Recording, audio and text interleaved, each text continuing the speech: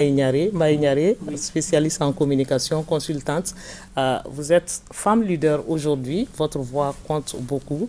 Voir les Maliens soudés, décider à prendre leur destin en main, qu'est-ce qu'on doit comprendre par souveraineté retrouvée, à votre avis? Merci beaucoup, Sira, pour l'invitation et merci pour la question. Qu'est-ce qu'on peut faire et qu'est-ce qu'on peut créer dans un pays ou dans un monde où les gens ne se parlent pas, ne se comprennent pas, ne tirent pas dans le même sens? Et depuis 2012, le Mali était à un carrefour très important de son histoire. Et nous tirons dessus, nous tirons dans des sens divergents. Nous n'avons pas les mêmes points de vue ni la même vision de la gestion de ce pays. Et aujourd'hui encore, ce n'est pas complètement terminé.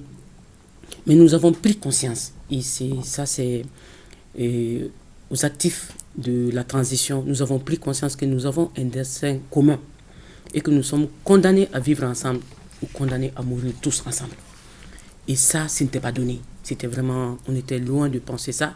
Nous avons pensé que nous pouvions exister sans notre pays. Nous pouvons exister sans préserver les intérêts et la souveraineté de notre nation. Et aujourd'hui, Dieu faisant bien les choses, nous avons compris que nous n'existons pas sans le Mali. Nous n'avons rien et nous ne sommes rien sans le Mali.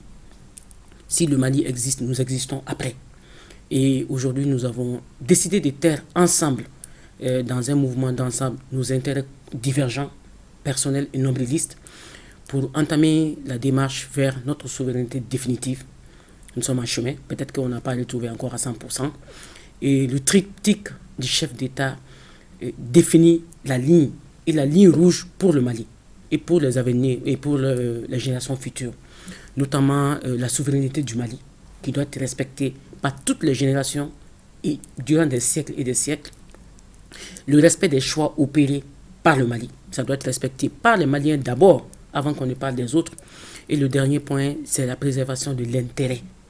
On va en venir tout du à l'heure. pays. Oui. Et donc ça rentre dans le premier point. La souveraineté retrouvée est le premier point. C'est l'intérêt et c'est la préservation de la souveraineté de notre pays.